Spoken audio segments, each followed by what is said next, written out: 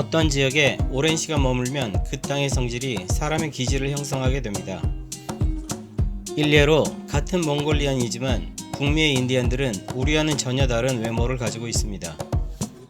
광활한 대륙에서 태어나고 자라서인지 인디안들은 몽골리안이라고 믿기 힘들 만큼 엄청나게 큰 체격을 가지고 있습니다. 미국 이민자들의 경우에도 한국 이민자들끼리 결혼해서 낳은 자녀들인데도 불구하고 이민 3세 정도 되면 본토에서는 우리와는 어딘지 모르게 다른 외모를 가진 경우를 흔히 봅니다. 풍수는 땅과 그 위에 살아가는 사람들의 관계를 따집니다. 땅의 기운이 사람의 운명을 결정한다고 보는 것입니다. 풍수에 따르면 땅은 사람의 능력과 성품에도 영향을 미칩니다.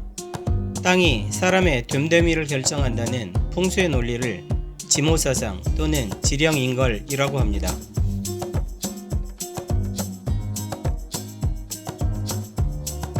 요즘 사람들은 산부인과나 조산원에서 아기를 출산하지만 옛 양반가에서는 태실이라고 하여 아기가 태어날 방을 따로 정해두고 이곳에서 아이를 출산케 했습니다.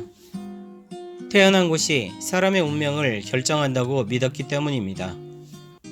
육부자 등과처, 즉 아버지와 5 아들 모두 과거에 급제했다는 경북 안동의 의성 김씨 종택에는 태실과 관련된 흥미로운 이야기가 전합니다.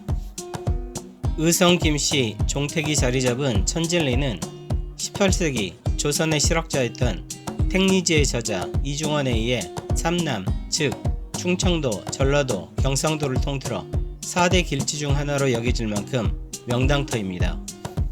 의성 김씨 종가는 명당의 터 안에서도 생기가 응집된 곳에 태실을 짓고 그곳에서만 아기를 출산했습니다.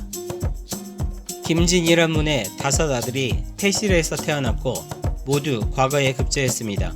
김진은 사후에 이조 판사에 추정됩니다. 김진의 11대 손인 김방열에 이르러 태실을 없애고 마루를 깔았는데 태실을 없애기 전 김방열의 딸이 친정에 와서 출산한 첫째와 둘째 아들은 과거에 급제했지만 태실을 없앤 후 어쩔 수 없이 다른 방에서 낳은 셋째 아들은 과거에 낙방했다고 합니다. 의성 김씨 종택 외에도 훌륭한 위인들이 태어난 명당터로는 신사임당과 그의 아들인 율곡 이이가 태어난 강릉 오죽헌, 그리고 안동의 퇴계 이왕 태실 등이 있습니다.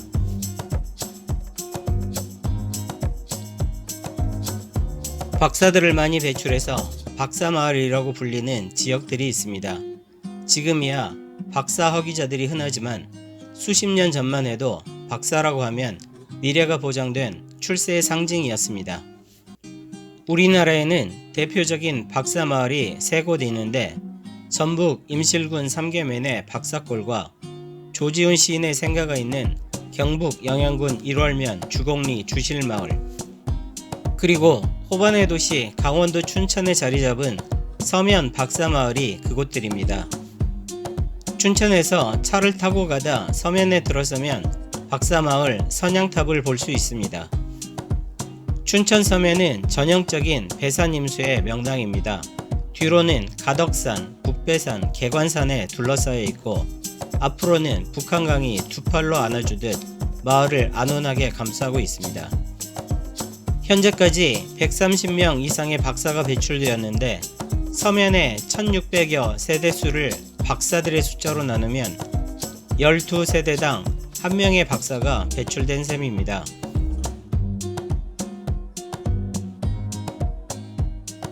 임진왜란을 맞아 홍위 장군 곽재우가 이병을 일으킨 경상남도 의령은 비록 군에 불과한 작은 곳이지만 한국 현대 경제사에 상징적인 의미를 가지고 있습니다. 의령을 가로지르는 남강에는 소처럼 생긴 커다란 바위가 물속에 몸을 담그고 상체만 드러내고 있습니다.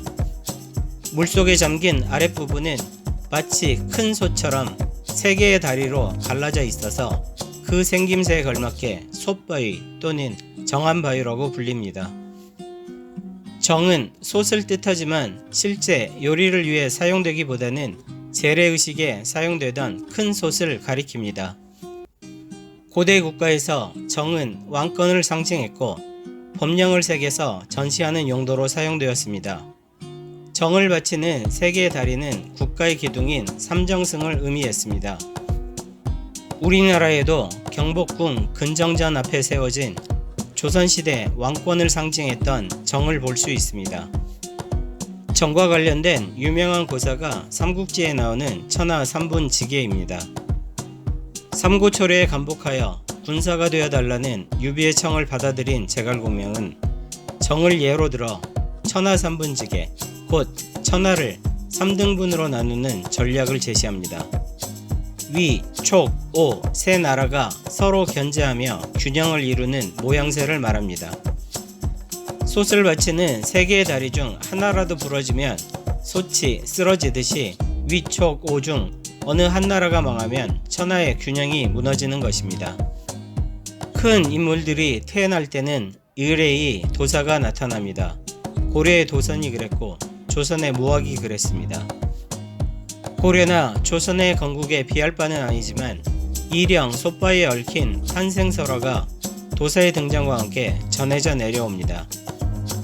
조선 말기 남강을 지나던 어떤 도사가 솥바위를 보고서는 사방 20리 안에 국가도 감당 못할 큰 부자가 하나 둘도 아닌 셋씩이나 태어날 것을 예언했습니다. 세월이 흘러 예언이 실현되었습니다. 삼성그룹 창업주 고 이병철 회장, LG그룹 창업주 고 구인회 회장, 효성그룹 창업주 고 조홍재 회장이 태어났습니다. 놀라운 것은 솥바위의 아랫부분을 지탱하는 세 개의 다리가 이 제개 거물들이 태어난 곳을 각각 향하고 있다는 사실입니다. 이병철 회장은 솥바위로부터 8km 떨어진 이령군 정곡면 증교리에서, 구인회 회장은 7km 떨어진 진양군 지수면 승산마을에서, 조홍재 회장은 5km 떨어진 함안군 군복면 신창리에서 힘찬 탄생의 울음을 터뜨렸습니다. 세 분은 진주시 지수면에 소재한 지수보통학교 동창들이기도 합니다.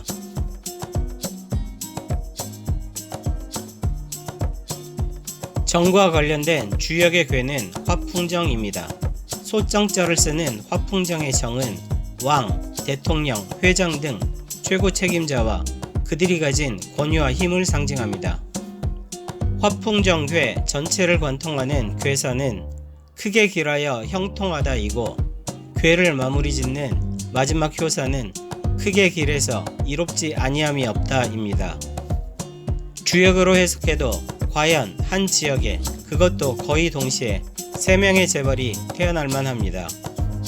솥바위를 바라보던 조선말의 도사 역시 화풍정 괴를 떠올리며 큰 인물들의 탄생을 예고했을 겁니다. 구독, 좋아요, 알람은 영상을 만드는데 큰 힘이 됩니다.